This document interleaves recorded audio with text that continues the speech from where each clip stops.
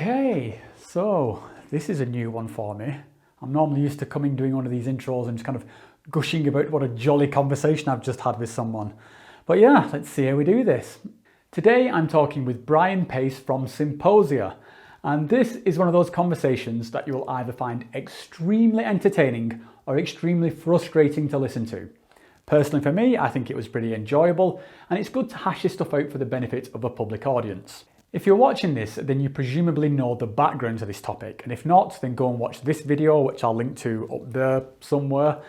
But basically, this conversation is centered around Psymposia, who I have previously criticised for trying to incite irrational hysteria within the psychedelic community. Now, I do want to make the distinction between Brian, the human being, and Psymposia, the kind of collective entity which Brian is representing here.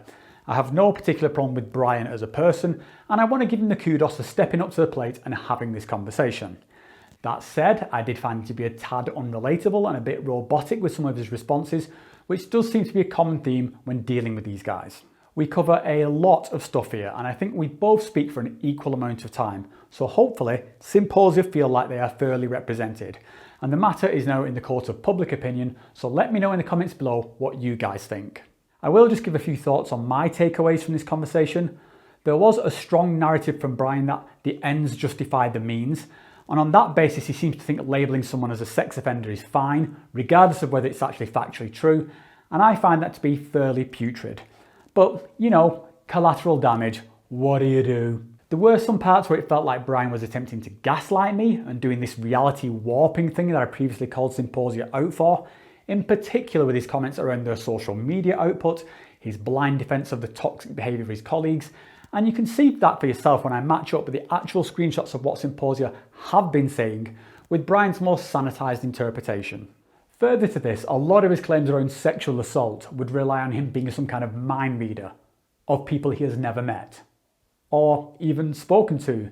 All to me which seems just as kooky as the magical claims he clearly holds in disdain from guys like Martin Ball. One of the things we talk about here are power dynamics, and I think this is interesting because the only way Psymposia actually have any power is if we give it to them, and based on this conversation along with my previous video, we definitely should not.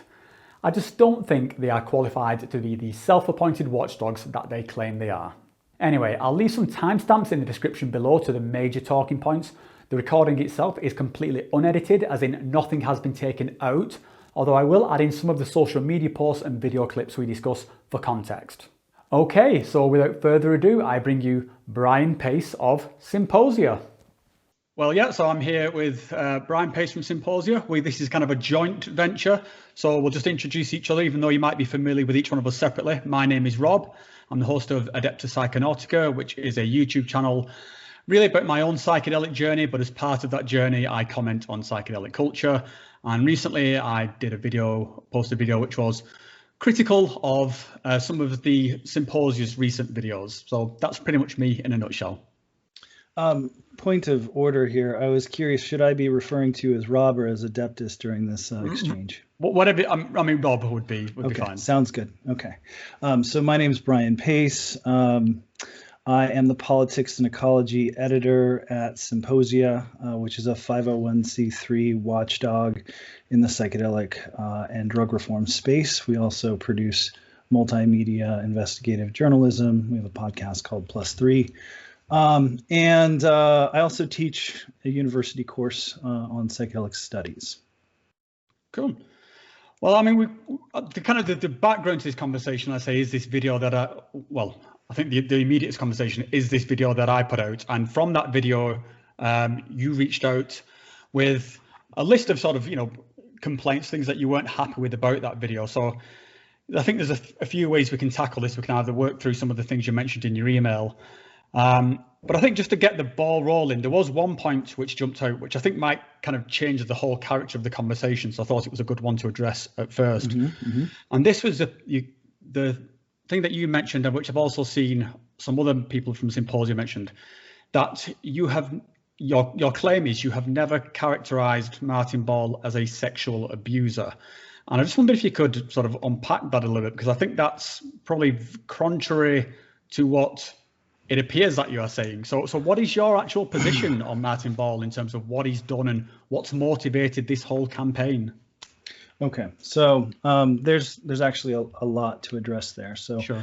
I will address the first point and say that in our reporting, we don't really focus on Martin Ball as like a sexual abuser. However, in the commentary on Twitter that you pictured in your video, there were statements made by our team in commentary that some of the actions that Martin Ball admits to do rise to the level of sexual assault. So that's not the focus of our reporting.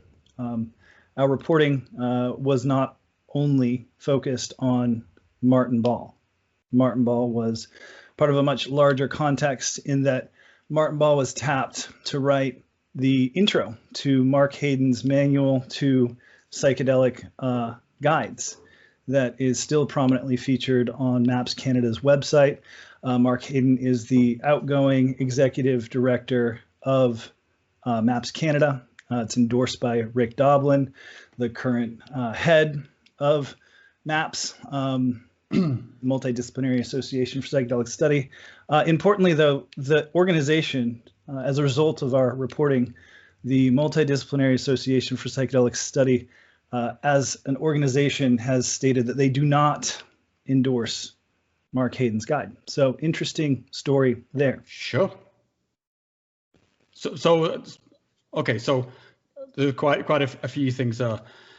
And I mean, in regards to what your issues with Martin Ball's kind of being this, writing this forward for this guide, I personally don't have a particular problem with that. I think if you've got a complaint that you wanted to leverage at MAPS, then I think you're perfectly welcome to do so. And I think the basis of saying that this is very unorthodox, it's unusual, it's kind of, this is not the norm, this is not, like the phrasing that you've used there of, this is not the kind of what should be endorsed as for the first sort of batch of trainees. I'd say fine, that go with that all you want, but I think that's putting a bit of a smiley face on what you actually did, because there is a distinctive narrative around what you put out around Martin Ball, and that narrative is of a sexual deviant, an abusive sexual deviant. I think it's, well, just bear with me, Brian. Excuse me. So, you know, if I can just throw some of the language that you used, you've referred to him as a molester, as a sexual abuser, as a serial sexual abuser. You've said that he sounds like a paedophile, and that the documentation provides is grooming. It sounds like a pedophile saying to a child, the more you do X for me, the more toys you're gonna get. Yeah, and that's part of this whole, like, we really want to emphasize the literature and like the discourse around grooming. No, this is a narrative, and you know, it's clear that you are trying to guide this sort of narrative in a certain direction, because you're not calling him a con man. You're not calling him saying this guy's trying to steal your money. He's a sexual pervert, and this is wrong, Brian. I think so you're right to complain. I would agree with.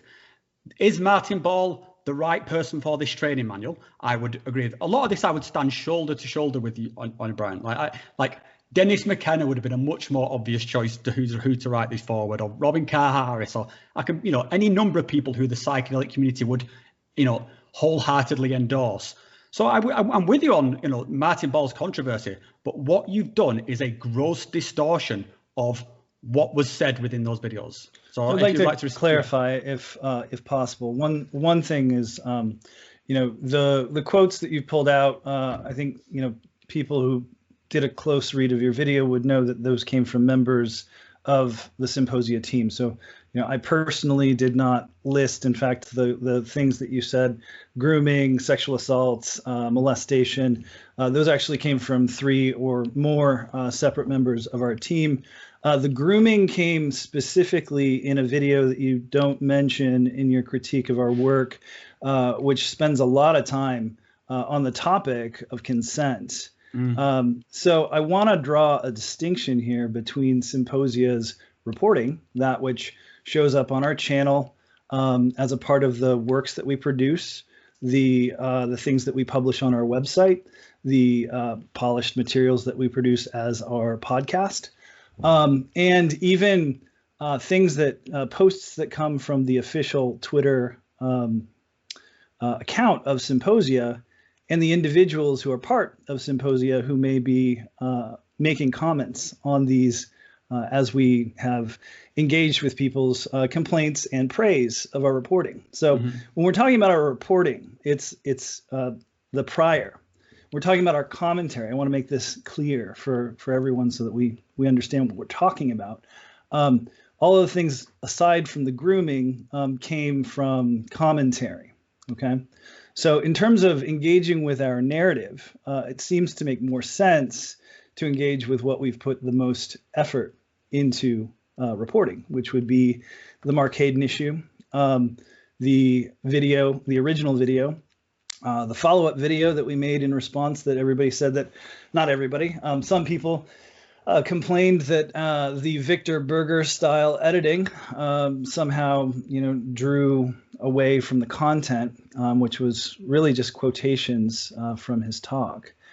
So with that, please go on. Okay. Well, I mean, my take on that one, I think that just, I mean, first of all, just to sort of clarify everyone, whenever I say you, I'm not specifically referring to you, Brian. I'm referring to Psymposia collectively. So please, don't blur the two. I'm not saying that you personally did some of these things, but I think that to make that distinction, what you just done, saying that the Psymposia Twitter and the individual members Twitter are a distinct entity from what's coming out on the channel. I think that's incredibly naive. And I think, a lot of the things, in fact, I think pretty much all these things, whenever an individual within Psymposia says something, it's retweeted by the main account, and it's all retweeted by the individual members.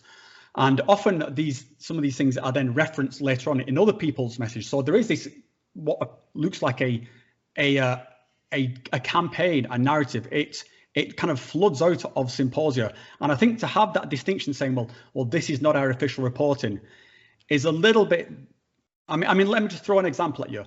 Do you think it would be reasonable for me to promote this video? Because that's what you're doing. You're promoting the videos via your Twitter and other accounts. If I promoted this video as my interview with the child molester, Brian Pace, would that be a reason? And could I then say, well, hold on, no. Now, I never actually called Brian Pace a child molester, but that's not the official thing. It's not the real reporting. I mean, that's bullshit. Of course, I'm talking about the distinction between commentary and reporting. Whether or not they're part of a larger narrative that you choose to focus on, that's fine. I mean, I'm not denying that members of our team have said what they said. I also happen to agree that Martin Ball's behavior, which includes vomiting on psychedelized clients and manipulating their genitals, rises to the level of molestation and abuse. And he has talked about having done both of these things on multiple occasions. From what I can gather from the video that we posted, there's at least 3 separate accounts. I would guess that there's more, particularly the way that he speaks about it. So that does describe a pattern of behavior, does it not? But hang on, I want to back up real quick, and I want to say that in some ways, so you have sort of engaged Psymposia as bad actors or bad faith actors, and this is something that we've unfortunately heard more than once. And so I wanted to show up on a number of occasions, but I also wanted to explain why.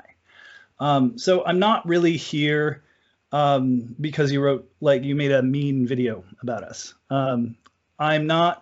But I also want to say that I'm here in good faith. I want to say that there are things that I like about your channel. I was aware of your channel before all of this Martin Ball stuff came about. I also want to say that Russell didn't choose the clip that he chose of yours for any malicious purpose, and you seem to acknowledge that. Yeah, sure. But I also want to say that this isn't really about you. Like, this isn't like a personal attack. I'm engaging because I care about safety I care about making sure that someone is paying attention to what MAPS and MAPS Canada are doing as they craft the future of psychedelia, as they craft the pedagogy that is training generations of therapists. And I also care about the process of manufacturing authority and who gains it and how. Okay. Yeah, and I would say, Brian, I completely take that on board. And for most of what you just said there, I would stand shoulder to shoulder with you on this stuff, Brian. But I think what I also care about as part of, my motivations are very similar to yours. And part of that is stopping the psychedelic discourse turning into hysteria. And I think what you've done here is basically drive a kind of a mob mentality, because I think we can certainly get into it, but to say that what Martin Ball did is sexual abuse is, to put it as a stretch, is mild. To then put it as things like molestation. I mean, molestation meaning, is, I don't know if the definition carries across, but in England, molestation is child abuse. That's what molestation. That's not the same message here. I mean, you have a child. Okay, well, this in Europe. So if you molest, it's a child molester. You don't really get an adult molester. It's commonly associated, but really anybody can be molested. Sure, as far as I understand the usage here. Sure, but I'm just saying that's it's part of the narrative that goes out. And then when you follow it up with things like, he sounds like a paedophile, this is a grooming document. I mean, I think you've way crossed the line beyond the initial complaint, which I would fully support. It was a grooming document, though. Actually, I'm curious, rather than like focusing on these individual comments that you clearly have already made clear you disagree with. You mentioned that you had read the info sheet that Martin Ball has used, and his supporters have used, to argue that everything that Martin Ball described, despite how heinous you have argued this, was consensual. So I was curious, what is your analysis of that info sheet? Do you think that is a document that that qualifies as good practice, or even like could constitute a consensual arrangement? I think the document in its own is part of a landscape, and even by your own sort of how you described it, it is a pre-session information. So my understanding is that this is something that when you sign up for a session, this is the first bit of information you get. And certainly I've had similar things from ayahuasca retreats and other kind of medicine retreats. You sign up for the retreat and they send you, for ayahuasca typically it tells you don't eat these kind of foods and stuff like that. So reading it in that kind of context, I was absolutely fine with it. In fact, I thought it was one of the better produced of these kind of pieces of documentation I'd seen. It certainly does state that, what's in store in terms of the Martin Ball experience. And again, this is not me endorsing the Martin Ball experience, but I think I read that and I thought, okay, I kind of know what's in store here. And I personally would not want the Martin Ball experience. Yeah, you made that clear. Yeah, but I did not see anything there that I thought was unusual. He talked about you can bring a friend, you can record it. He clearly spells out that it can involve being touched anywhere. He makes that very clear. It does state that it's one part of the landscape before he then does an hour consultation. So yeah, I would feel sort of comfortable that if that was something I wanted to do, at the end of reading that document, having that 1 hour consultation where I could, I can only guess at what's said in it, and having the opportunity to sort of to ask questions, then yeah, I would feel that I could make an informed consent there as to whether I wanted to proceed with this or not. And the document itself is not supposed to be a legal document, sort of, listing out every possible outcome. So I personally do not get the problem with that document. I think it's absolutely fine. So I'd like to, respond. First of all, it's actually there's a couple of things. First of all, we had Dr. Lily K. Ross, who's our gender and editor, gender and gender and arts editor, and she has a PhD in in a number of issues surrounding sexual assault, particularly in the psychedelic community, institutional responses to it. It's fair to say that Dr. Ross is an expert on current concepts of what consent are, and can speak authoritatively about what grooming is. And grooming is a process of not distorting the facts. So gaslighting is taking somebody's plain understanding of the facts and saying that those facts aren't happening. Whereas grooming is recontextualizing the facts that both people agree are happening, right? Can I just, do you not think that perfectly describes what you've done here in terms of saying we never characterize Martin Ball as sexual abuser? Because this sounds like gaslighting to me. It's you've clearly put it one thing, and now you're saying saying it didn't happen, but it did. So I've already engaged with and said that I agree with the fact that Martin's non-consensual penetration of hold on. How do you know it was non-consensual? Because it's not in the document, and we also spoke to somebody. It is in the document. That he can penetrate your oral cavity.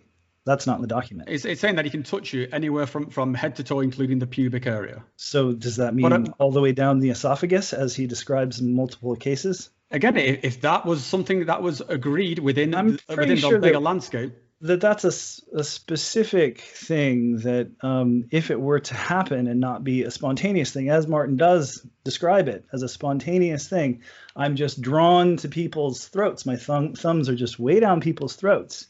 He then describes a woman biting him.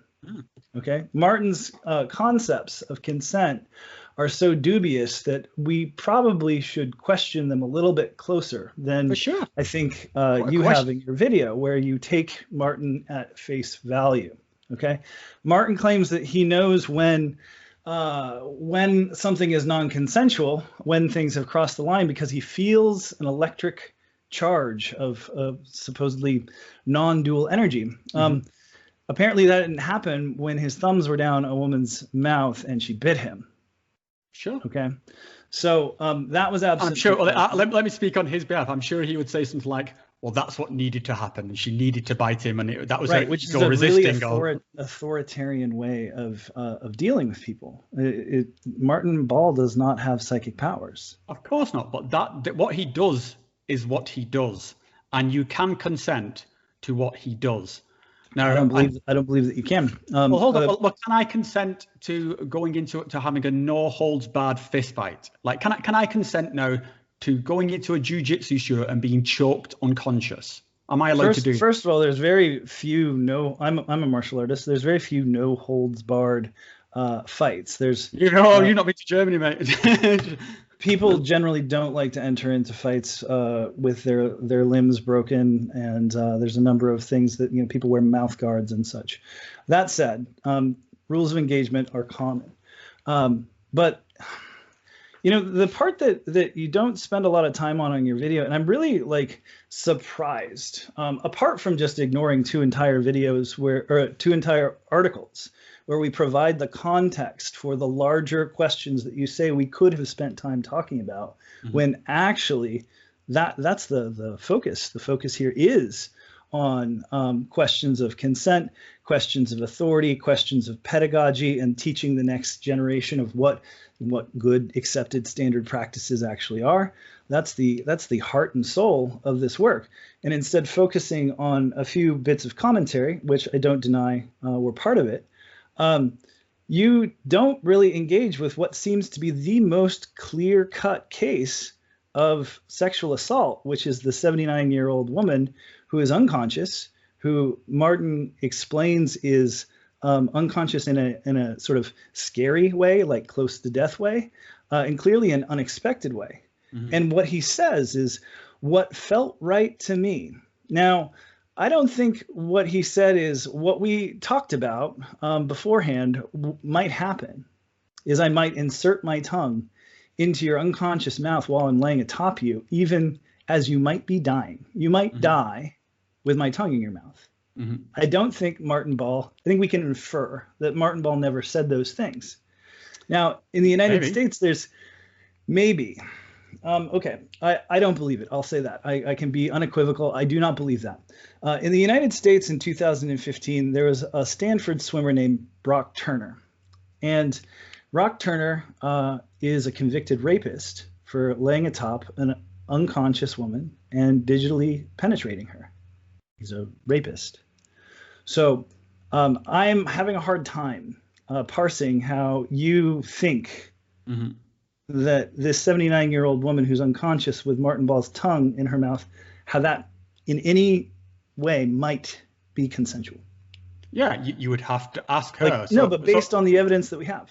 I would say based on the evidence that we have, which is the information that's right. I mean, it is absolutely no secret at all what Martin Ball does. He's so open about this. Like, you know, he's been talking about it all over YouTube. He's literally written books about it. You've got the information sheet. There's plenty of, you know, ex-clients who will tell you exactly what he does.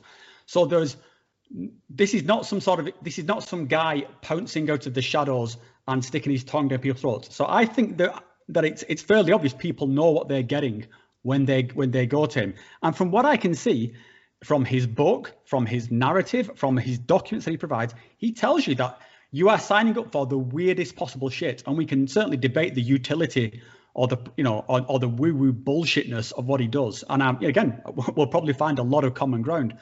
But I think for you to say that this woman was sexually assaulted and, you know, maybe she's a freak. Maybe that is entirely what she asked for.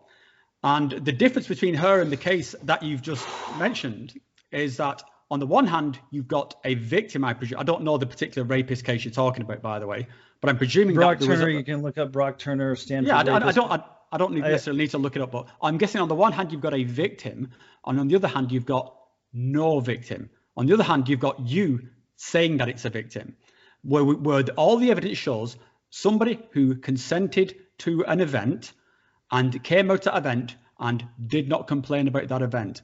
And to be honest, in regards to all the kind of stuff around her being close to death, I think you can't really have your cake and eat it here. Either Martin Ball is completely full of shit, or he's the most reliable witness ever. If he's the most reliable witness ever, I think the latter is probably, the former is probably the case. Well, okay, well, how do you know? Well, then in that case, we can't take his word for it that she was close to death. We can't even take his word for it that any of this stuff happened. The guy's just an elaborate storyteller. So actually, I have a response to that as well. But there's a few things because you put a lot on the table there, right? Sure. One, I'm just going to say that if Martin Ball's the kind of guy who tells these stories and just makes them up for entertainment, he shouldn't be on the front of MAPS Canada's executive director's. I wouldn't disagree. Book. Okay. I don't disagree with your that complaint. Okay, so the second thing is I'm having a real hard time with how charitable you are being to Martin Ball. It is going very far outside of what we would imagine Occam's razor might tell us about a situation. The simplest solution is likely the most is the most likely, right? Mm-hmm. So, I mean, you have presented yourself as a rational voice on this topic, and I don't know why you seem to be so charitable to Martin Ball and this scenario that Martin Ball describes as a life or death scenario. To say literally that she may have asked for such treatment. I'm having a hard time with that one. Okay. Given what I know about Martin Ball, can I go and sign up and consent for that same thing? I mean, let's map this onto a different person, like someone we've got another mutual interest in, Octavio Rettig. Let's talk about Octavio. Yeah. Yeah. Well, let's just throw him in as an example because obviously I've been very critical of him, but there is no doubt in my mind that the guy who did the infamous water video consented to that. He consented to it, and there is videos of him raving about what a great experience it was. And again, my Spanish is a little bit ropey, but that was a consensual experience, and we can criticize that experience. Can I interject for one moment here? From that video, which I reviewed recently, if your viewers just go to the timestamp 8:05, they'll hear you saying, if I signed a disclaimer for a shaman to amputate both of my legs, that doesn't mean you can do it. He knew what he was getting himself into. And I just say, fuck that. This is a sort of bullshit. I don't care what you signed. You know, if I sign a disclaimer for a shaman to be able to like amputate both my legs, that doesn't mean they can do it.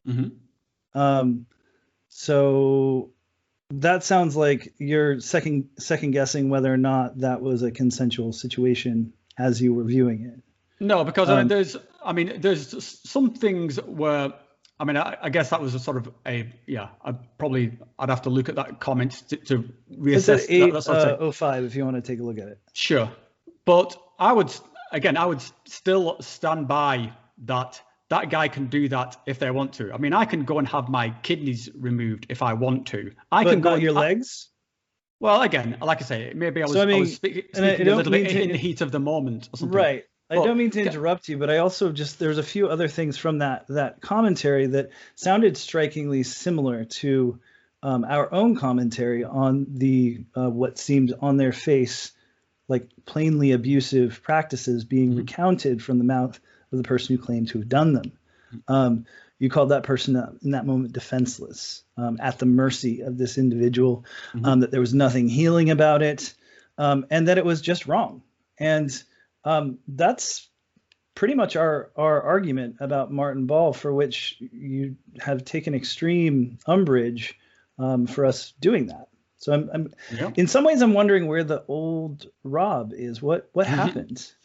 Yeah, I think to be completely honest, I think with particularly with the Octavio stuff, because I did a ceremony with Octavio and right. I endorsed Octavio, and then when I saw when I started getting sent these videos around Octavio, then I had a very visceral reaction to it, and I felt the need to make a statement to counter my recommendation of Octavio, and so that was what I put out. It was a very sort of heat of the moment thing. I tried to balance out the narratives with Octavio's own words and stuff like that. So I can't necessarily remember or go back and would necessarily stand by all the comments or stuff I said in that. I think the overall narrative of that video is fine. It's like, and this is how I'd say it, if you want to sign up for a ceremony with Octavio, go for it. Here's all the information. I didn't have that information when I signed up for it, so I'm almost making those videos for myself and for people like me. And I think that the difference between someone like Octavio and someone like Martin Ball is that, first of all, Octavio is, if reports to believe, has a body count, and Octavio has a long list of public ex-clients speaking out against him. I know personally two people in my inner circle here in like Switzerland, in a small village in Switzerland, two people who have been violated by Octavio, where they told him not to do something and he did it anyway. Right. So the difference between Martin Ball and Octavio is different. But I would say that my position on it is that if you want to go and do that with Octavio, that's your right to it. I just want to make sure that you're informed with it. And the same goes here with Martin. I would have reservations about sending my wife to do one of these things. But that's a complete, the orders of magnitude difference between that and calling him a molester and a paedophile and an abuser. We didn't call him a pedophile. Sounds like a pedophile. It's part of the narrative. Compared the grooming tactics, which are common to the actions of pedophiles, to some of the language that was used. Lily says he sounds like a pedophile. Yes, that's exactly what Dr. Ross said, and she would have the credentials to identify some of the danger cues that are, part of peer-reviewed literature that are ways of identifying serial abusers. Traits like persistence, not taking no for an answer, which Martin Ball admits to on a number of occasions, pushing clients, very much like Octavio Rettig, to taking higher and higher doses of 5-MeO DMT, regardless of what they say in the moment. He says that's just an ego reaction. But isn't that though part of his? Again, this would be, you can consent. I do want to back up though, because you put a bunch of stuff on the table, and I wanted to address some of it. One thing goes back to your video, and some of the commentary on our reporting, in which you said that if we had, had evidence or had people who had complaints, that all we had presented were hearsay complaints that were on social media. First of all, hearsay is a standard of evidence that we find in a court of law, and I'd like to remind everybody that we're talking about criminal, illegal activities all across the board. In the United States, 5-MeO DMT is a controlled substance. I don't think it's helpful to talk about things in sort of that standard when it's easier to simply just talk about ethics. Second of all, I'd like to say that, like, when it comes to the evidence, right? Well, the hearsay, the things that have been put in the public record on comments, social media comments by people who have heard things about Martin Ball. Well, we didn't do that. Those people put those comments out there for others to read and see, and we have amplified them. But that is not the same as us having not done reporting, because we have spoken to people and we have vetted those people who have been clients of Martin Ball, who have said, very similar to your experience with Octavio, that they had a pretty good experience, right? But they were not given an information sheet, which was, claimed was given to all the clients. They were not nothing that Martin did that we took issue with in his video was mentioned in his hour-long talk with this individual. And I will say that despite overall having an experience that they at first considered to be enjoyable, they were uncomfortable with Martin Ball's orbiting around their genitals, and said as much. And they said, much like you in your experience with Octavio, having seen Martin describe some of these activities, they changed their mind about how they felt about Martin Ball. They were shocked by these things, and they would not have wanted them to do them to them. And having given the preparatory materials that they were given by Martin Ball, they would have absolutely considered them to be non-consensual acts.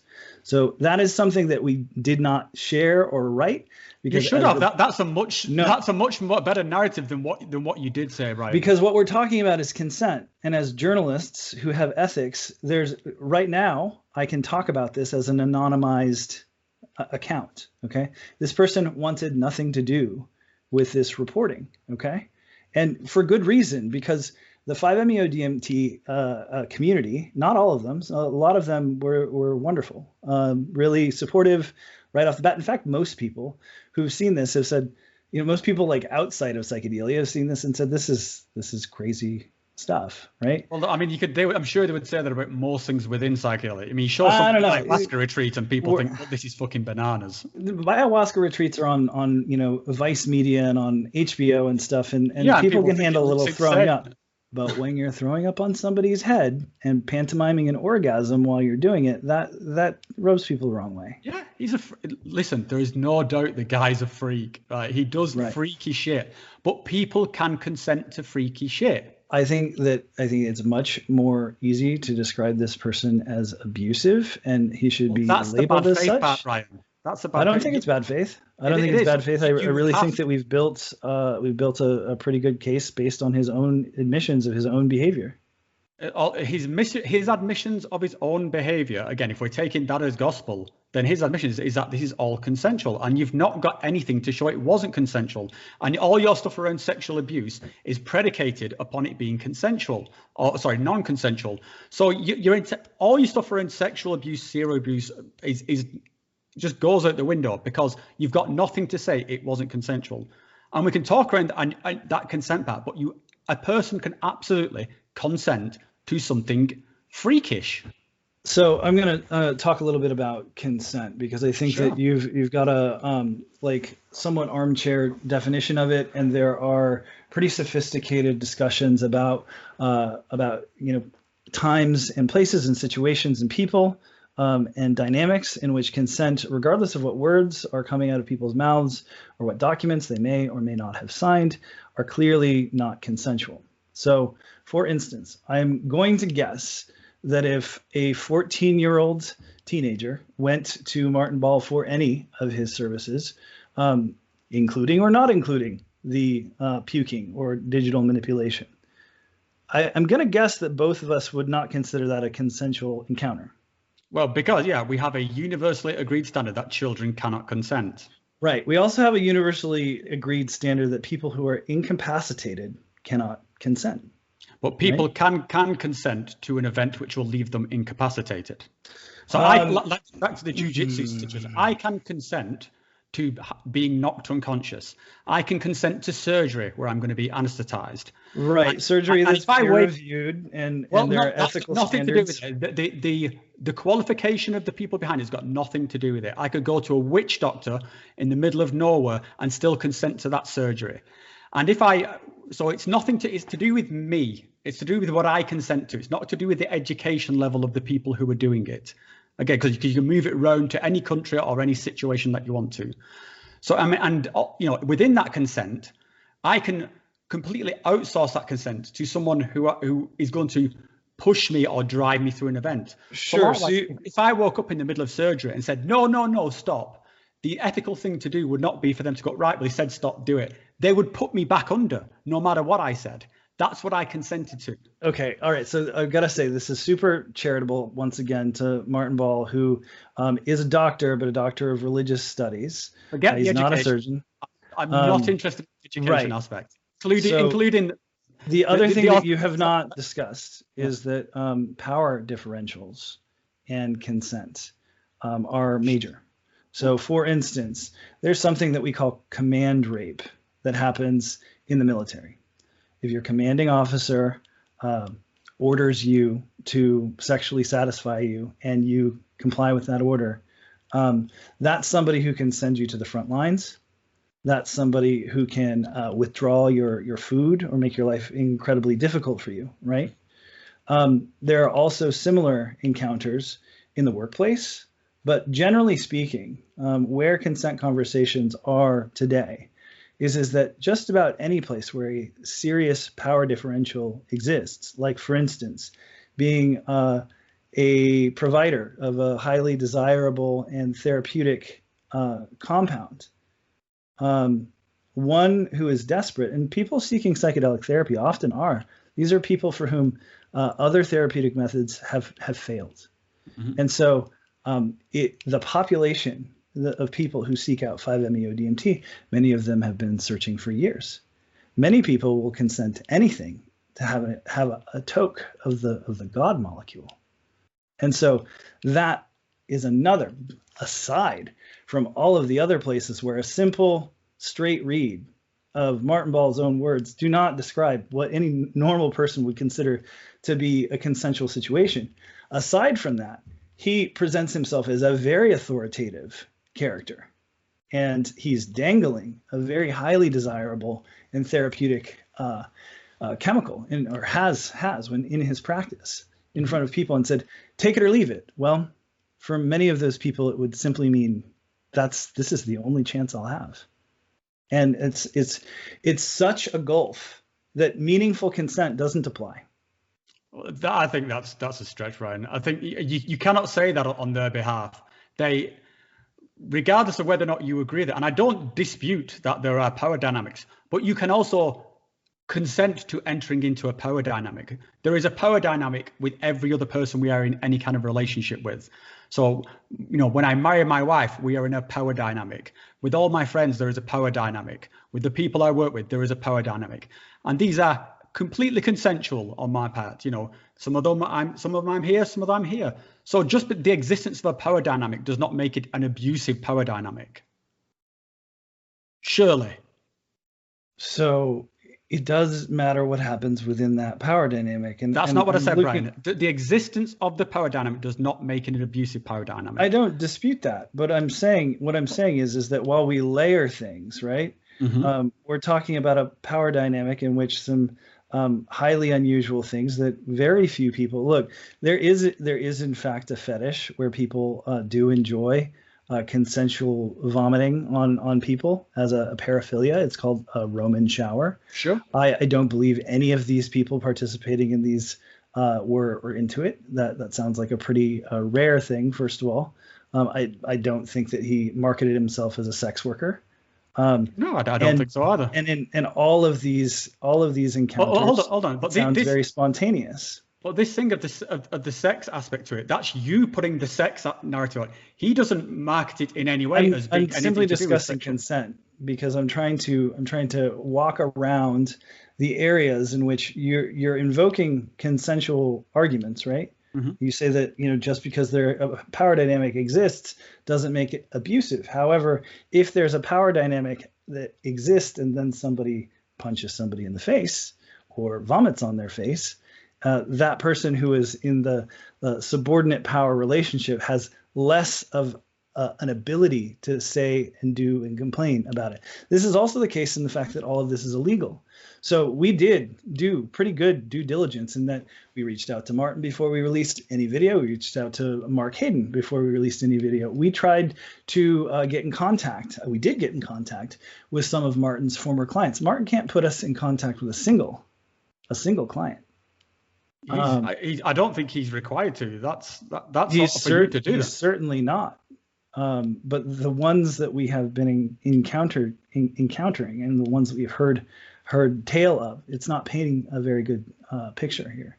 Well, I mean, that's paired with his own words. Let's reframe it once again to this individual being elevated as somebody who is going to be teaching the next generation of therapists, who in his own book, An Entheogenic Liberation, I understand when you interviewed him, he read from it. But what he didn't read from it is that he recommends that non-dual practitioners, that they may at some time be required to vomit on their clients and that they will thank them for it. Sure. Like I say, the guy does some freaky shit. But is this something you want to see more of in the world? Is it something you want to see more of? Is this a no? Let's backtrack to the beginning of this conversation. If you want to complain about Martin Ball being the representative person for this psychedelic guide, and that's your complaint, I would support you, Brian. Like I said, I think there's better people who could write that forward. I've got no problem with that. But the hysterical sort of conflation of what you're going to is wrong. It's just plain wrong. You keep calling us hysterical. So hysteria is a condition that was, posited long ago to explain women's, emotional outbursts. It was thought that hysteria was a migrating womb moving around a woman's body and causing trouble. I do think that we have legitimate concerns that we're raising here. They have wide-reaching consequences. We have engaged with a big context, and we've tried to center issues of abuse and consent and best practices. But your video focused on our social media footprint, which because that's where you cross the line. That's in other places, you said that social media comments, amount to shit. So there are things that, like, and I stand by. No. What I said was hearsay Facebook comments don't count for shit. Those things which you plastered everywhere don't count for shit. They're less than jack shit. Your voice via social media representing Psymposia, because that's what you're doing. You are promoting Psymposia. You are speaking as Psymposia. Sure. This is representative of Psymposia. And so if you look at what I'm saying is that where the emphasis is a much larger story about MAPS and MAPS Canada being negligent. And that is something that you've chosen not to focus on. Because that's not where you cross the line. And nor do you even link to it anywhere. So in terms of I'm not interested in it, Brian. It's not right. My interest is not in your beef, the chip on your shoulder that you guys have with MAPS. You go for it. I honestly don't care about that. What I care about is bullshit, and bullshit is bullshit no matter what source you're serving with it, whether it's religious bullshit or culty bullshit or guys who say they can heal people with with sticking 5 MEO DMT up their ass or whatever. But what you guys are doing is the same kind of bullshit. You have taken something and amplified it into absurdity with zero evidence, That's not true. We've presented original evidence that was not previously available to the public. Which evidence? What are we talking about? The session info document that we. That's not evidence. That's he's something he wouldn't. I mean, the words are more or less there within his books anyway. He pretty much says the same stuff in the YouTube stuff. Right. So it's not. I want to talk a little bit about reason and consistency. So sure. You've made a sort of a persona, or I'm sure you deeply hold beliefs around rationality. And I would agree. I teach university students. I think that psychedelics are extremely confusing subjects, and around which there's a lot of bullshit and misinformation, and in some cases disinformation. So being rigorous and consistent and rational, I support that. But I'm having a hard time comparing your reaction to Octavio and your reaction to Martin Ball. You see a video of Octavio pouring water down his throat at the time. You call it abusive bullshit. Mm-hmm. And now you're calling it potentially consensual. And I think that you were right the first time. No, I would reword the Octavio. If I was going to do the Octavio video, no, I would definitely choose a different set of words. I would describe it as dangerous, intrusive, unnecessary. This is exactly the same kind of language I've used around the Martin Ball stuff. I don't see the point of it. And I would say if people want to do that, I think they fucking that's it's stupid, but that's their business. But even then, when I was in my most emotional and visceral reaction to Octavio, I wasn't trying to get Octavio cancelled. I was saying I was actually trying to have a dialogue with him. I was saying I hope that he changes his ways on this, because I those sound like several times, I don't think he's a bad guy. I just think he's completely misguided. Right. So I mean, the things that you were hoping to get out of Octavio sounds like a process of accountability, right? So Octavio's doing things out there in the world, and you'd probably like to see him not continue doing those things, and you would advocate for, and I believe many people did in fact engage with Octavio to try and get him, and that didn't go so well, right? Sure. But you seem to be pro accountability for people who do and say things that are problematic, right? So this is exactly the process that we've gone through with Martin Ball. We do not think, as a result of the things that Martin Ball has said or done, that he has any place of authority that is, to be encouraged by anybody with credibility in the psychedelic in the psychedelic world. And just accusing us of canceling somebody without really talking about what it means, which is a process of accountability for the things that a person has said or done. I mean, Martin Ball discusses, and this is another instance where you're extremely charitable to Martin Ball, discusses one of his clients decking him in the face and fleeing the scene. Mm-hmm. Now, that sounds like an alarming situation. And sure. I've been taking psychedelics for 25 years, and I've definitely encountered people who are out of control, who are upset, who are even violent sometimes. However, in the context of Martin Ball's incredibly intrusive stuff, that's exactly the sort of thing that might trigger somebody, and their defense, their personal autonomy could feel threatened to the point where they defend themselves while psychedelized under 5-MeO DMT, and something that maybe was blanketly gestured at might happen. In a nonverbal way where the facilitator is also high, causes that person to punch them. So what I'm saying is, and we titled our video this for a reason, it's all red flags. And my question to you, Rob, is how many red flags is too many red flags? I would say, I think red flags are red flags. And I think you can address them as red flags, and they're just as legitimate as red flags. And that conflating them into pedophilia, molestation, sexual abuse is bullshit. You've crossed the line. That didn't happen. We didn't say that he was a pedophile. When you start putting out that this person is, when you describe what he's doing as molesting people, then you are making a statement. I would call what he was doing molesting people. Correct of you to do so. Then that's not accurate. I think it's entirely accurate. Well, it's not. Let's move on to your earlier point. If I say that that Donald Trump acts like a dictator, which I think we could probably agree he did, that's not the same as me saying he is a dictator. No, but if you said just an analogy, molested someone, then that's a different thing altogether. So yeah, right. the acts like when you're saying that Martin Ball acts like a paedophile, yeah, sure, and I can say, again, I think it would be, I could say no, Brian Pace, and I don't mean this, Brian, please don't take me literally, but I could say, I hear you. I've got a thick skin. You act like a child molester.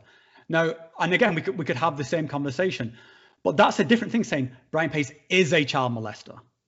I 100% agree with you. And that's what I don't has disagree. been said. That's the line. No, we did not ever say that he is a child molester. I will put on the screen the tweets that show Russell stating that, describing what he's doing as, what is Martin Ball's thing is as molesting. It is molesting. If somebody again, I go back to our earlier discussion where we clarify the difference in the usage between a child molester, which the victim is a person who is underage, and just simply molesting a person who is incapacitated, which Martin Ball admits to on a number of occasions. It's not molestation. You cannot prove it was molestation. That's the stretch, Brian. That's the line you cross. You cannot. Again, the proof is in the. I don't want to talk over you. Go for it, mate. So people are allowed to have opinions, and we're allowed to make cases. And when it comes to the opinions of my team, I mean, I think that in our opinion and our assessment of the body of words that Martin Ball has put into writing and multiple formats like the session information sheet and his lamps talk, there's a lot there that seems to us to meet the standard of sexual abuse, of general abuse, of subjecting people to indignity, and we will describe that. You can say that we've crossed the line because you disagree, but I also think you're throwing the baby out with the bathwater by focusing on these issues rather than the larger discussion that you claimed that you were interested in having, which was that we are having about who gets to be an authority on these topics. And for a minute there, MAPS and MAPS Canada said, Martin Ball seems like a good guy. We're going to plaster him on top of this book and recommend his book where therein Martin Ball recommends doing these things. And we found that problematic and in fact, alarming. So, if we're hysterical, we're hysterical about making sure that people are not, abused, manipulated into doing things that are entirely unnecessary. That somebody who is completely unhinged and has no self-control, admittedly, he says, I make it up as I go along. He describes many cases where he's psychedelized on 5-MeO DMT, just doing whatevs, which includes shoving his fingers down people's throats and manipulating their genitals. I don't think anybody should be standardizing that. I think that would be a bad thing. That's my position. That's Symposia's position. Again, like I said, it's also the main point of our reporting here. It may well be the main point of your reporting, but during the course of that reporting, you've gone off the rails and just basically you've shat in the pool of discourse, because now you've made it so that what might be, like I say, a perfectly legitimate complaint about who should write this forward, what should be the narrative of this training guide. And I've agreed with you many times here, Brian. I can agree that Martin Ball is possibly not the best person to write this forward. Okay, but so you've shat in the pool, and now you've made it into this much uglier, like grotesque version of what it was. Let me throw out an example at you, Brian, because there's something that just kind of jumped to mind when you're talking, which I think we would probably agree on is equally as kind of all the things that you dislike are in the Martin Ball stuff. I think we'd probably slide around this. So colonic irrigation. What are your thoughts on that? So, I mean, I'll let me tell you what my thoughts on it. I think it's pointless. I think it's intrusive. I think it's unnecessary. I think there's, You can make the argument that it's dangerous and damaging to the gut biome, or it can, you know, rupture people's insides of it. It doesn't require any medical training. It's unregulated. I think colonic irrigation is a complete load of shit. I mean, no pun intended. I know if I walk out down the street and some guy jumps out and sticks a hose pipe up my ass and starts pumping it full of water, then we've got a problem. But if I walk into a clinic, given everything that I've just said, if I walk into a colonic irrigation center and agree for them to do this incredibly ridiculous, intrusive act, which I know all about up front, I can do that. I'm allowed to do that. And I could then tell you about like having this pipe shoved up my ass and how I disliked it. That doesn't make it non-consensual. That's the leap you're taking.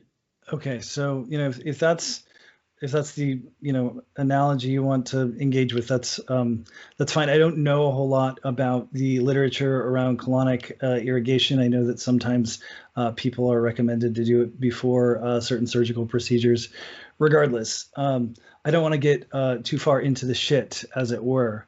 What I would like to say is that we didn't just hysterically raise this point. We had a very strategic discussion about what it is that we were doing. And one of the things that we were doing was putting a certain amount of pressure on an institution that often finds itself to be not that accountable. Now, in terms of what happened, the result of our reporting, we were correct. In terms of what happened is when these statements of Martin Ball were brought to MAPS attention. MAPS refused to endorse their executive director of their satellite organization's own guide. They distanced themselves from Martin Ball. They called the practices bizarre. They called them disturbing. And all of this is a positive outcome in terms of the material discourse that we're having about the future of psychedelia. In terms of the harms that were mitigated, no, Brian. In this case, the end it just no. This isn't up for debate. I can show you right here. So this is the guide, and it has Martin Ball's name on the front. And if you order one, again, if you go on Amazon now, Martin Ball's been scrubbed. MAPS hired a PR agent to deal with this. I'm aware, but because it's inappropriate. What you're saying is that the end justifies the means, and I would say no. That what you have done here with the way that you've framed this narrative is, it does not justify just because you've got this chip on your shoulder about MAPS. Again, you could have done. It's not a chip on our shoulder about MAPS. This calls into the question the due diligence of an organization that will be managing the vulnerable psyches of thousands of people. You guys, I'm not seeing it. In this case, what we have done is we have pointed out dangerous practices that have no basis in any ethical or clinical or peer-reviewed grounding that were actively being promoted by the most visible psychedelics advocacy group in the world. And as a result, they changed course. So I don't know what to say otherwise. Outrage. Yeah, you manufactured. It's not. I'm telling you, it's very real outrage on the part of I know it's all from Psymposia, and it's manufactured within Psymposia, and that's the source that you're putting back on, and that's the source that you guys are broadcasting. I think your priorities are completely screwed up. I get that. I also think your priorities are focusing on entirely, the very minutia of this particular debate, and you're missing the forest for the trees. That's my opinion. No, I think the important part of the forest to me is the discourse, and that's the bit that you've shown blatant disregard for. Let's talk about the discourse for a minute.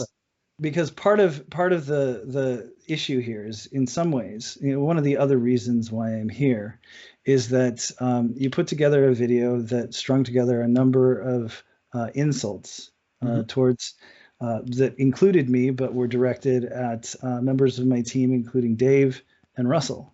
And I'd say that if we were to apply the standards of conduct and discourse and evidence that you have tried to apply to my team in Psymposia, I don't think you would rise to that standard. I don't think you would live up to your own expectations. I would counter there, Brian. I think the standards which Psymposias show are actually the bottom of the barrel, because the stuff that David Nichols and we don't Russell, insult people.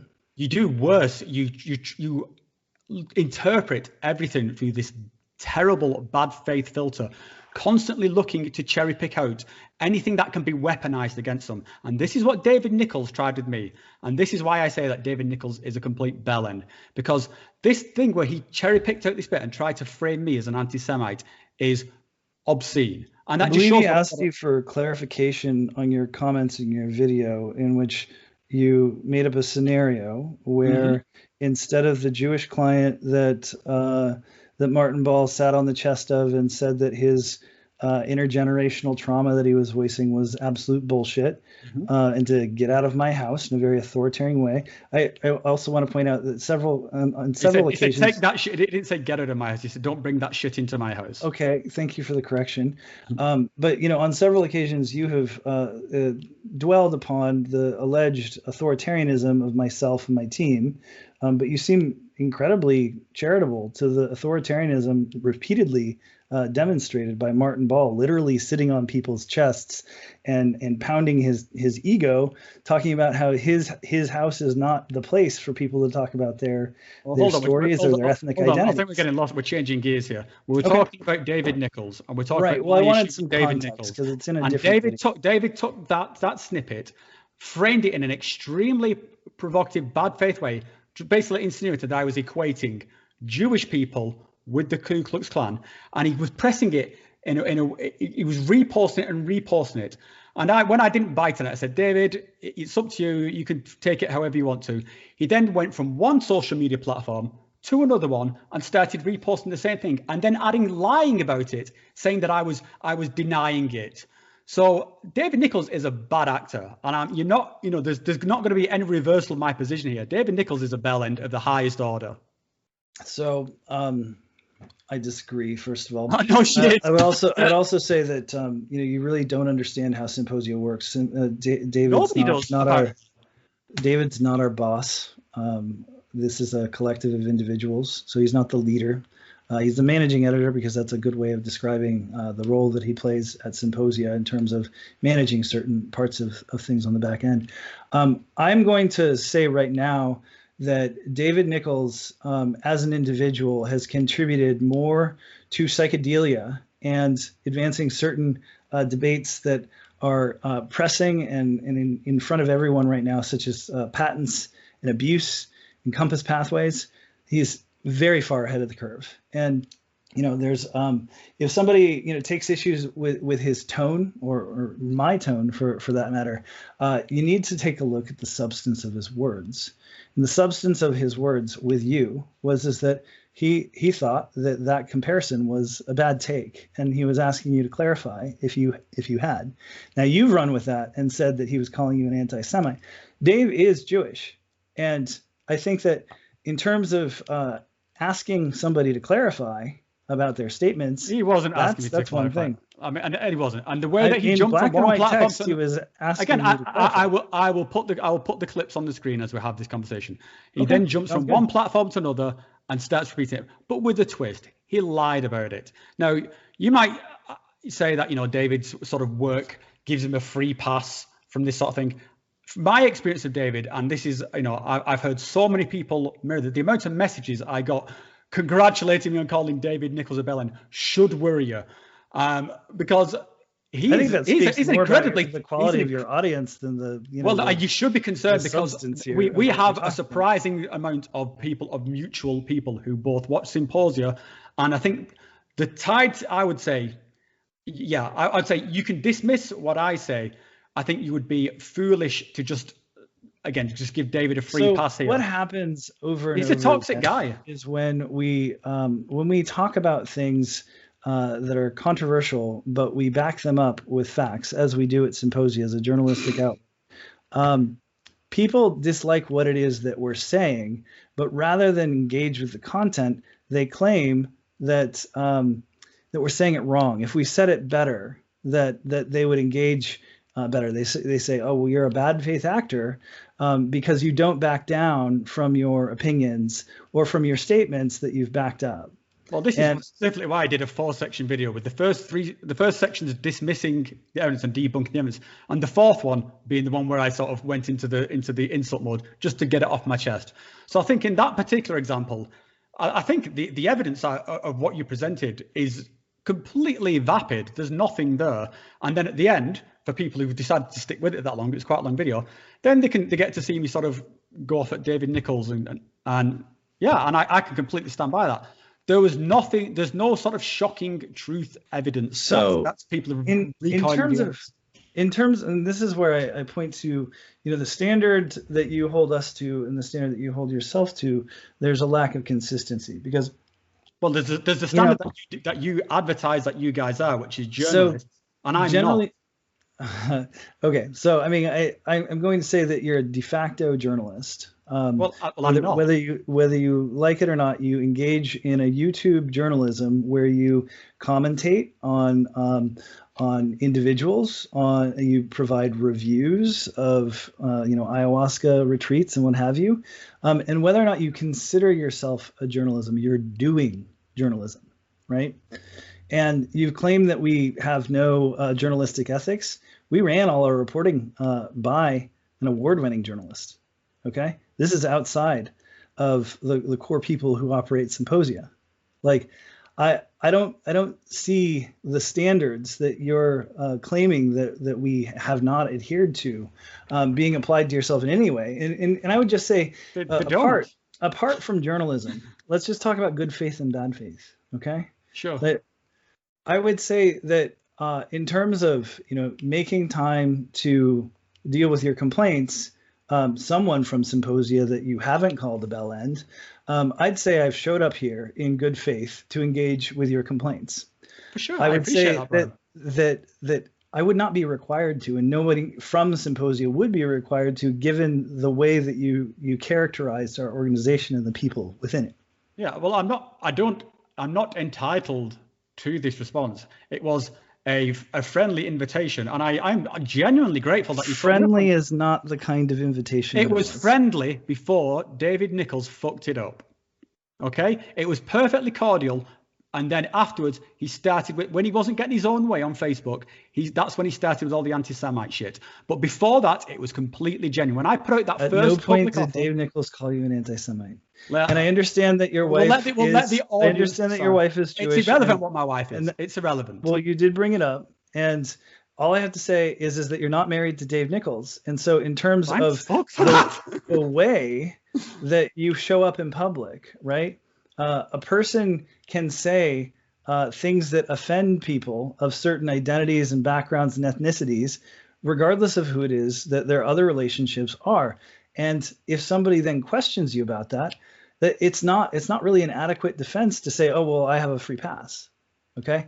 And that's all that happened. Nobody called you an anti-Semite. Somebody asked you to clarify your comments. I think you go back towards it, you'll see that's the case. I'll certainly, I'll put the comments on the screen. We'll let the audience decide on that one.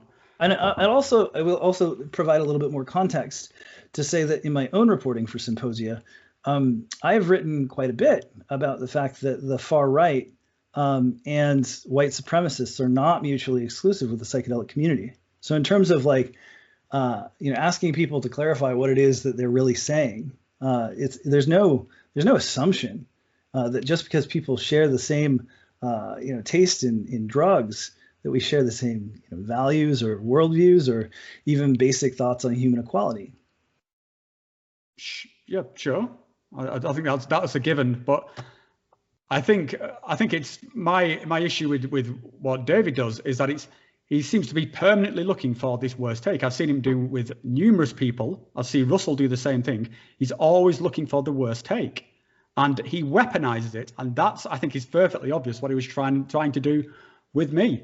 And for that reason, I've written the guy off. He's a toxic little shit. I'd have no time for that. And I think you as Psymposia are doing yourselves a disservice, because everything you're saying, Brian, I believe you. I think you've got heart. Yeah? I believe your heart's in the right place. But within this kind of echo chamber that you're constructing for yourselves, then like one of you should have the spine to say, this is not right. You shouldn't be doing this. This is not productive. When it is productive in the sense that when we reported on this topic, an institution changed its stance, and MAPS doesn't. No, we're not talking about. We're talking about the are we talking right now about the interaction between David and I? Because that's what the topic was. Why do I think David's a bellend? Well, I guess what I'm saying is that there are a lot of individuals out there who want to tone police Psymposia for having heterodox views. We're not psychedelic cheerleaders. We care more about people than we do about the psychedelic renaissance. We care more about people not being subjected to abuses than anybody's career. And none of us are trying to be psychedelic therapists or rock stars. It's pretty laughable the way that people have responded, saying that Psymposia is doing this because it fits our business model. We're a nonprofit. We have no paid staff. I don't understand people's characterization of our work in this manner.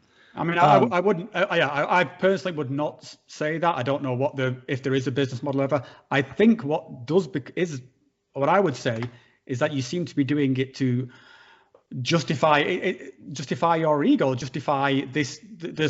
You've got these set of ideas that everyone's a victim and that everyone's being abused, and you're just looking to twist the facts to fulfill that narrative. We do not believe that everyone is a victim and that everyone is being abused, but we do. Just everyone who went to Marty Ball. As a watchdog organization, it does so happen that a lot of things that we report on happen to be in the darker side of things because somebody needs to. Otherwise, we're going to be watching a bunch of sponsored content about the latest corporadelic firm out there that has made up some claim about a brain helmet or microdosing in virtual reality. And a bunch of people are going to go along with it because, affiliate marketing works. And we talk about things in the public interest because there's millions of dollars on the table. And we have consistently been ahead of the curve in terms of breaking journalism, doing real research that nobody is bothering to do in terms of patents, abusers, cultural issues that other people won't pay attention to because they're too busy drinking their own Kool-Aid. And in this way, I gotta say, Rob, I'm a little bit disappointed because I saw the body of your work before all of this went down, and I saw you as somebody who is critical of cults and taking a look at these retreats and saying things that maybe they didn't like to hear after you went, and for some reason you seem to think that Psymposia is a bad actor, despite the fact that I'm happy to show up on your channel after you insult my friends and advocate for our your ideas. friends insulted me, Brian. You're giving them the free pass, but that's what it looked like. And in terms of the cult mentality, then I think that is what is going on in Symposium. It does have this kind of, there is a cultishness. Symposia is always right. You instantly just shout down and dismiss in, again, fairly grotesque, exaggerated ways anyone who has the slightest disagreement. And I do appreciate that you watched my work previously, and I do appreciate the nice things you've just said about it. And maybe this is something you want to take on board here, because wouldn't we be better shoulder to shoulder here, Brian? Like when you've got people like me, and I don't want to name drop other people, but I know who are mutual or were sort of mutual, but people are stepping out saying, "Whoa, Symposia are you're just pulling the chili pepper out of the chili and saying this chili's too spicy." You can't do that. You have to taste the whole chili. You can't just take that one bit out and say this is everything that is wrong with chili. Okay, but that's what you're doing. I hope that made sense. Well, I mean, to engage with your metaphor, I would say that if there were a bunch of people who had never eaten chilies, and I actually studied chili for a little while in Oaxaca, but there are some chilies that are quite mild, and there are some chilies that are not. You'd probably like somebody to say, "Hey, that one over there, it's going to hurt you." That's what Symposia does. Yeah, but then they go a little bit too far and say, and anyone who has eaten that one has been molested. I mean, do you not think that's incredibly damaging, even just for the people who went through this and were fine with it, for the people who wanted it, and for you're just trying to say that everyone is a victim? Like, again, I did not say that everyone was a victim, but I would say that. Well, if you're saying that they cannot consent, this is what you're saying. They cannot consent to this event. And so I would say that in the scenarios that were described, those don't sound like consensual relationships to me. And yes, I do believe that we can make that assessment based on the information that we have. I think that just like the metaphor where we have a number of broad categories and scenarios where without much information, we can say that doesn't sound consensual. I would say that what was described falls into that bin. And it sounds like you disagree. I think it speaks for itself. Okay, let me just come back to that earlier point, because I think it was a good one. Do you not think you'd be in a better position if with allies? Because I just see Psymposia. We're not without allies. We have many allies within the community. Too. It looks to me like it's dropping, and the only people that are left are the people who want that kind of outrage content. I mean, if you look at the sort of like read through the sort of the comments on your video, it's very binary between people absolutely disagreeing with you, or people going with your narrative and starting screeching about predators and paedophilia and all this kind of stuff. So, and I think you are basically doing a Pepsi challenge for your audience here, and you are selecting for the most extreme. And the people like myself, who, as you've just agreed, up until this kind of point, were like on the good guy side. And again, we could name other people, are now saying, "Whoa, Psymposia have lost the fucking plot here." And not only are we saying lost the plot, but that there are certain toxic elements within Psymposia, and that there is something here where the ship needs to right itself. If you guys are going to fulfill this watchdog position, which I think you are in no way qualified, based on this episode, to be. Who are competitors in that vein? Who is stepping up to fill this role? Do you have somebody in mind? You don't need competitors. You just need not to be suitable, and that's what I think you are. So who generally elects watchdogs to hold power to account? Within a sort of underground psychedelic community, the community polices itself. There's no authority within this thing. If the community policed itself, I'd have nothing to do all day. And I'm not saying that I'm a cop.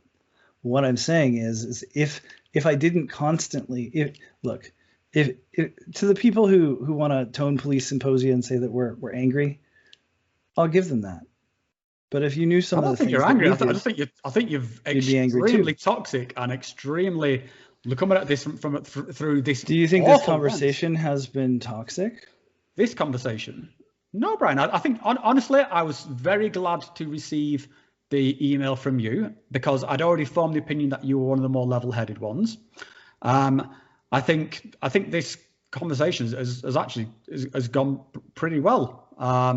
And again, I'm genuinely appreciative of you making the time to do so, Brian. But I think you've still failed to provide any justification for the line that you crossed. You've failed to accept any of the justifications that I've put on the table. Sure. Yeah.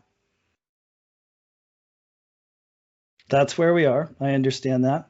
I showed up so that the things that you put forth had some context, which you did seem to be asking for.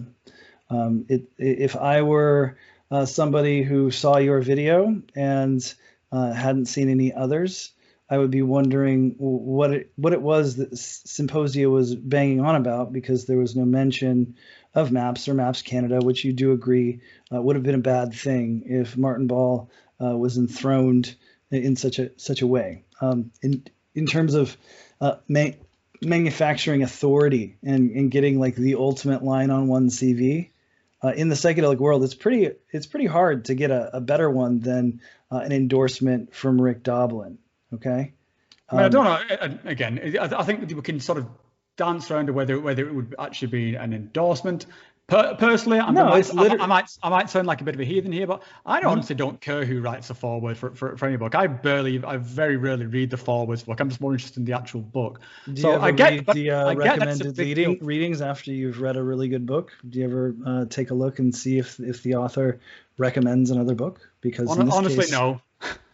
All right. Well, so I'm an academic. All right. Sure. And this is why you've got a different, And as an academic, I'm an ordinary Joe. Right. And what I'm seeing, you're seeing things from this very academic, certainly this very left wing sort of, your sort of academic viewpoint on it. I'm seeing things different, like just on the ground, like what the fuck are these guys talking about? And I think that's the sort of, that's the reaction that I'm seeing a lot of people similar to me, like this. We can all say whether we agree or disagree with Martin Ball. But I think a lot of people are saying, but I disagree with what Psymposia are doing here. And that's right. That's in this limiting case, for you guys. We definitely saw, individuals who were supporters of Dr. Ball try and turn this around as a referendum on Psymposia. As I would say, your video was in that genre, that, Martin Ball may have done some things that I wouldn't recommend my wife or really anybody participate in. But the real problem here is Psymposia. Mm-hmm. That seems to be the argument. Yeah, just like as I said, I wouldn't recommend my wife having a 15-inch dildo shoved up her. But Gotcha. I'm not going to tell people that they can't do that. I'm not going to say people that things are perverts because they do that or that they're molesting each other. Again, this is the eat the poo-poo thing. You're getting, who cares what they're doing? You have to prove that they didn't consent. You see, I care because the normalization of activities that I identify on its face as abusive, as you did when you watched Octavio pouring water on down people's throats. I identified these things as dangerous, and I spoke out against it, as did my organization. We put considerable time and strategy towards making sure that those ideas did not get legitimacy, as they had already gained the only kind of legitimacy that is available in this space. So in terms of the action that we took. So nice, Brian, you explained this so clearly and concisely now that I cannot help but agree with you. Why didn't you just stick with that? Why did you have to go this extra? If you read the article, the first one and the second one, it's pretty clear what's happening. I read them all, Brian. And again, this is why I don't address those particular things, because that's not the bit I'm interested in. The bit I'm interested in is where you cross the line. That's the bit where I had to say, whoa, no, I've got to pay attention to what these guys are doing, because this is, like I say, it's a shit in the pool. This is where it's gone wrong. And you are not allowed to have to go in that direction. It's wrong. I'm pretty sure I'm allowed to do whatever I want. But literally you are. As we're talking about the words that I say, nobody's paying me to do this. And if you're going to be talking about how we're some sort of sensational outlet, you can find a lot worse out there than Psymposia. I don't happen to think that we're a sensational outlet. I think that we do quite a bit of research and due diligence in terms of backing up everything that we say.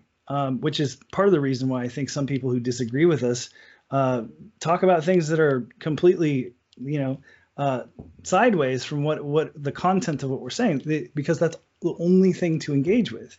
If you don't want to anything regarding this thing, though. What's that? You've not backed up anything regarding this thing. The evidence that you have. So let's recap here, because at this point, what I've pointed to is that in your video, much of what you have argued hinges upon your idea of what consent looks like. I have presented several examples in which consent doesn't look like that. I've pointed to the fact that we haven't. I've pointed to the fact that we have spent a considerable amount of time with an actual expert on consent talking about these issues, and that person has come to a different conclusion than you. And beyond that, I've explained the broader context of our reporting that you claimed that we weren't interested in engaging with. So that's what I came here to do. And I mean, I think we're starting to orbit a little bit. Yeah. Well, let me just wrap up in the way that you'd wrapped up. So I think that I don't think you've provided a suitable justification for why you've spread this narrative across your various channels. I think saying that it's not part of your official reporting is either completely naive or just a completely dishonest representation. It is part of the voice of Psymposia. You guys, there was a sort of, this revoicing of each other's comments through the main Psymposia channels. And I think we can agree that if I use that same framing for you, it would be completely, a completely grotesque manipulation of the facts. If I said, here's my interview with the child molester or molester Brian Pace, I think, what you put out there as evidence repeatedly with these hearsay comments are hearsay comments. What you say that you've got other stuff in the background, but that's, again, nobody wanted to come forward with that. You've been so selective with what you did share around it about what was said around consent that you just kind of, it looks like you deliberately obscured it. And it looks like you've just done all this because have got this chip on your shoulder around sort of whatever's going on between you and MAPS, which again is fine. You guys knock yourselves out with that, but how you've sort of twisted the narrative, I think is really repulsive, Brian. And I would hope that you would take this on board and do something to right the ship, because honestly, I think you are. If there is a setup of a continuum of, sort of like, reasonable or rational and irrational sort of dialogue within the psychedelic space, I honestly think you guys are off in like some sort of pocket dimension of your own insanity at the moment. I think if you go back through this video, you'll see that I've pointed out a number of places where you've abandoned rationality so that you can be mad at Psymposia. And I'm not mad at Psymposia. I'm really disappointed with you. You're not consistent with your own previous takes. So I don't know what else to say. Okay, well that's fine. We don't have to keep going in circles. But I will say, mate, I genuinely do appreciate the time. I genuinely do appreciate you stepping up, and that you've, I think you are one of the more balanced ones at Psymposia. Again, I'm viewing this a lot through the lens of what you guys do broadcast via social media. So I would maybe take that to your next group meeting. That maybe you want to. Rethink your strategy around social media, because I would say the perception is that it makes you look like, I hate to say it, but irrational, emotional, responsive arseholes. It's just throwing mud everywhere. But again, I sincerely do appreciate the time. So is there anything else you want to say before we wrap up then, Brian? Just that if, people are interested in the content of what we've actually put forward in our reporting, not just on our Twitter, our individual Twitter, you can check out our YouTube at Psymposia. You can check out our podcast, +3, and it's all at psymposia.com. Yeah, and likewise, if you want to see the criticism video that spawned this debate, you can check that out on Adeptus Psychonautica. It includes all these tweets, which were retweeted by the main Psymposia channel, along with a lot of stuff that I didn't put in there, but I'll put some in here so there's a bit of a context for people. But I guess we'll just leave it there then, Brian. Sounds good. Thanks for your time. See you, Brian. Bye.